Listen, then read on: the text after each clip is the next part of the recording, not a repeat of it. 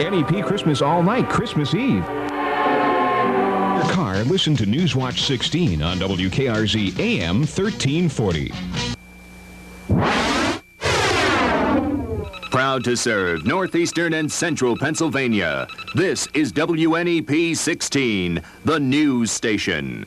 Now, Nolan Johannes, Karen Hart, pilot Jack Rulin in Skycam 16, Chief Meteorologist Tom Clark, and Joe Zone on sports. This is Newswatch 16. Good evening, I'm Nolan Johannes. Karen Hart has the night off. In Wayne County, many people are wondering tonight just why would someone want to vandalize the Hamlin Elementary Center. Newswatch 16's Bob Reynolds took Skycam 16 to the scene and says police are wondering too. State troopers replaced some of the teachers at the Hamlin Elementary Center. The investigators are picking up clues and trying to find out who's responsible for this, and this, and this. Every classroom in the school was ransacked by vandals who were apparently looking for money. Damage is estimated in the thousands of dollars. I can't understand why it would entice anybody to do something like this. This is ridiculous. I mean, what do they get out of this? I mean, this is the whole problem with this country. This country is just for the criminals anymore. It's not for the citizens. We can't protect nothing. Well, I think it's very disgraceful to think that somebody could have the gall to come in and destroy something that was just built. $4 million tax dollars was spent on renovating the building. Some of that money also went into a security system. It's very sophisticated. The only problem is, it doesn't work. The problem is with the manufacturer, that there are parts of the system that have not arrived yet. The security system may have stopped the vandalism if it had worked. Meanwhile, school officials tackled the mess they were left with. This is Marie Mossman, Hamlin School. We've had a break-in, and due to the vandalism, we have to dismiss early. Now, what can we do with Tina? Attention, please. We are about to start dismissal. Some of these children may not understand why someone made such a mess of their school. When something like this happens, a lot of people are affected. But school officials say, again, for the most part, it's the children who suffer the most. Bob Reynolds, Newswatch 16, Wayne County. Another labor dispute, or a labor dispute, was wrapped up as 66 teachers returned to work today at the Tri-Valley School District in Schuylkill County. Today was the first day for 1,100 students in nearly 1 month. On Friday, the striking teachers agreed to a new contract that includes salary hikes. The board is expected to vote on that pact sometime this week. Newswatch 16 continues with a clean bill of health for a township building. Plus, we'll also see state and local officials tallying up the damage from last week's flooding. Enjoy, enjoy, a winter wonderland! Now that the water level on the Susquehanna River has gone back down, homeowners and businesses who were affected by last week's flood are hoping to get some help from the government. State and local officials got together in Wilkes-Barre today to talk about who qualifies for Small Business Administration loans. The State Emergency Management Agency has some advice for those of you who suffered flood damage. First of all, you should go to your township supervisor because he has the paperwork explaining all of the things that I talked to them about today. And if he believes the individual qualifies, or even if he's not sure, he'll fill out the form and then let the experts decide whether or not the individual qualifies. Once the applications for the state money are filled out, they are sent to Harrisburg. And if enough people qualify for the Small Business Administration loans, they would start handing them out to the flood victims. The results are back tonight on tests for asbestos in the air at the Plains Township Municipal Building. The tests were taken after Newswatch 16 found the hazardous materials in the basement of the building. Township officials tell us tonight the tests show the air in the building is safe and that only very low levels of asbestos were found in the air. Still, experts say the tests only apply to the time when the tests were taken, and levels could have been higher at another time. Plains Township officials plan to go ahead and remove the asbestos, and until then, the basement of the township building will remain sealed. The military in the U.S. is riding high on recent involvements overseas. Newswatch 16's Craig Stevens says a rebirth of patriotism has rostered full of new recruits. In their ads, the Marines say they're looking for a few good men. Right now, nearly 200,000 Marines are in service around the world. But lately, there seems to be a renewed interest among American men age 18 to 23 to join the service. A national poll indicates it might be a rebirth of patriotism. Marine recruiter Sergeant Major Leo Robert agrees. Well, I basically see a lot of the all-American patriotism coming back in the Marine Corps because of Beirut and Grenada. I think the main reason of this is the United States has been embarrassed quite a few times since Vietnam, and I think people are just getting disgusted with it. Sergeant Major Robert supervises recruiting in half of Pennsylvania. We're getting calls from 14-year-olds up to 50, 55-year-olds trying to get back in the Marine Corps because they believe what we're doing is right. The same holds true for the other branches of the service. Renewed interest and patriotism is exactly why these Marines, fresh out of boot camp, joined up. It makes you feel proud, you know, that you're doing something for your country and you're serving your country, I guess. That's what I joined the service for. With more people interested in joining the service, all branches are becoming more picky in just who they'll accept. Craig Stevens, Newswatch 16, Williamsport. And our chief meteorologist, Tom Clark, will be having the forecast. He just came in from the outside to get a little relief, I understand. Right, Warm up a little bit, Nolan. Yeah. It is mighty cold outside there tonight, and when we come back, I'm going to tell you exactly how very cold it's going to get tonight.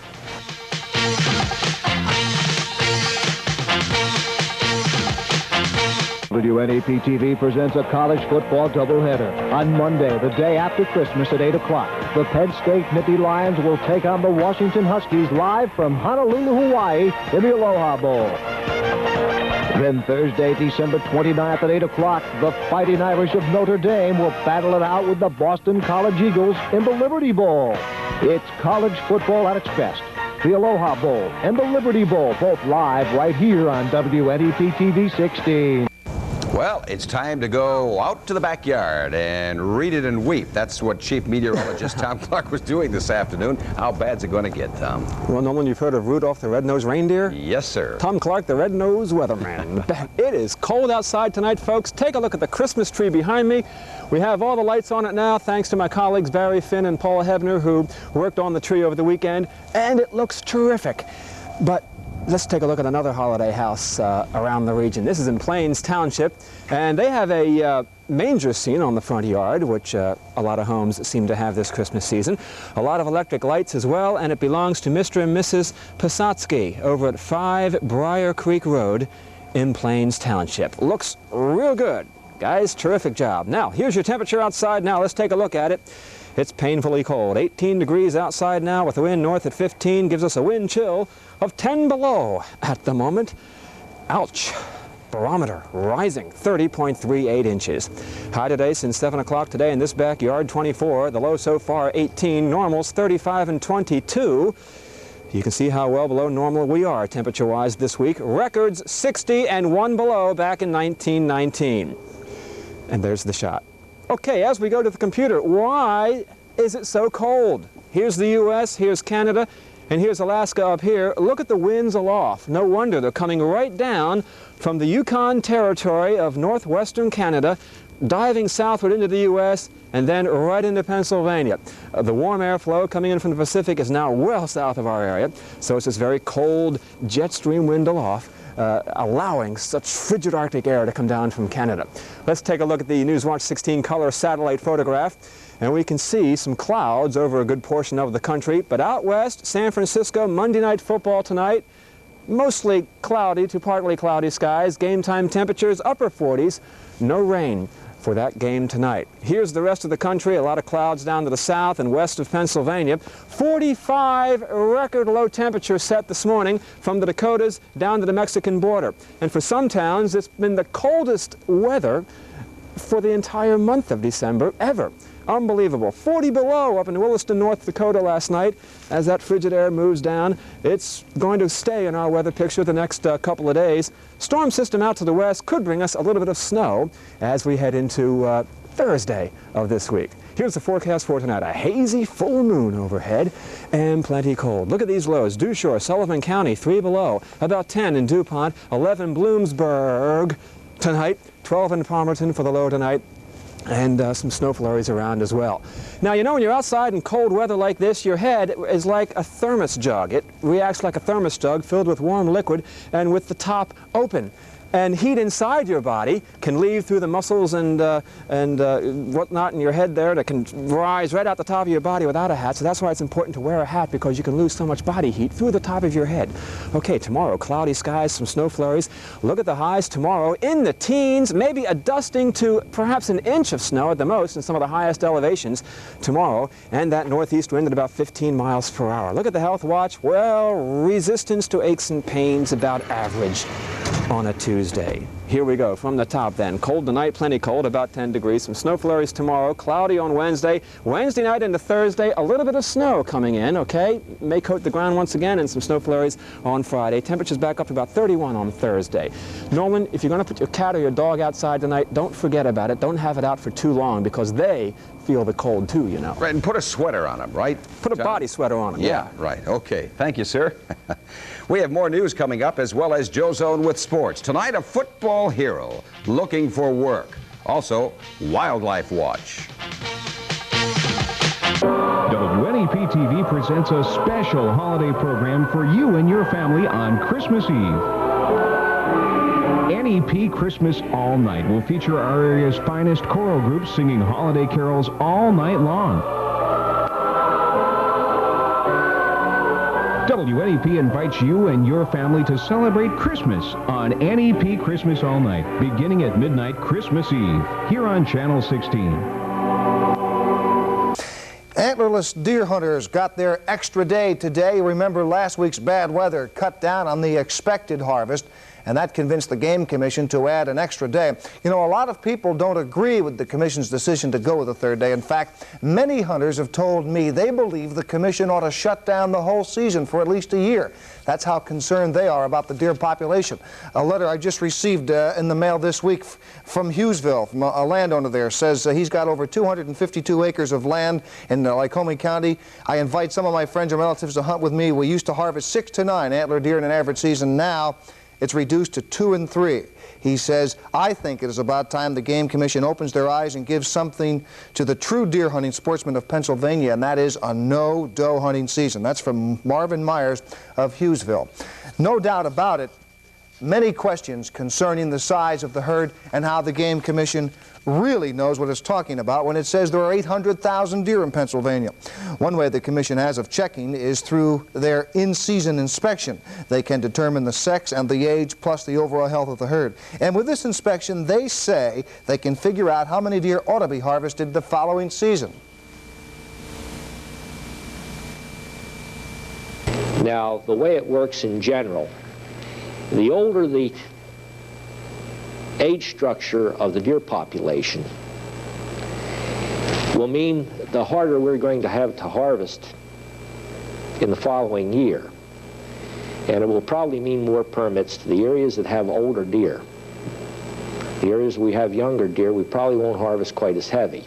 And it will be reflected in the number of permits that are going to be issued in each one of these counties in the coming year.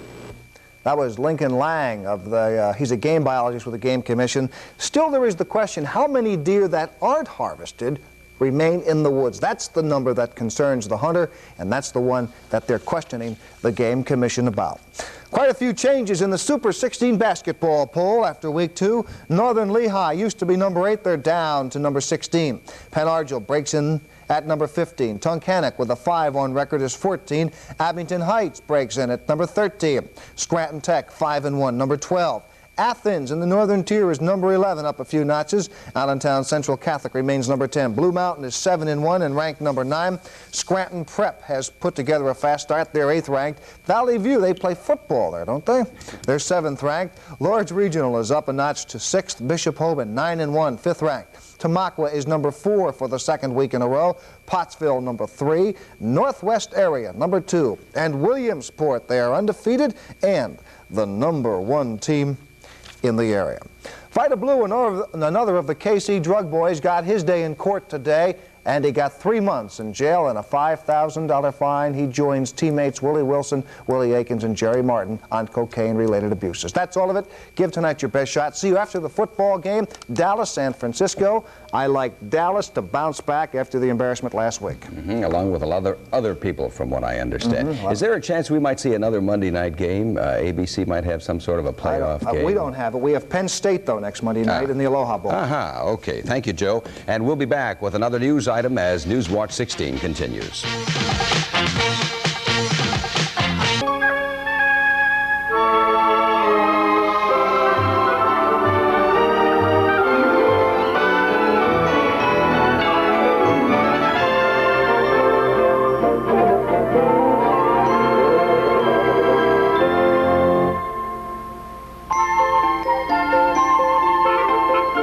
That is Newswatch 16 for this Monday. Be sure to join us tonight on The Update when we'll have Night Beat reporter Bob Costantini telling us about a man who's giving up his Christmas so the holiday can be merrier for someone else. World News Tonight is next.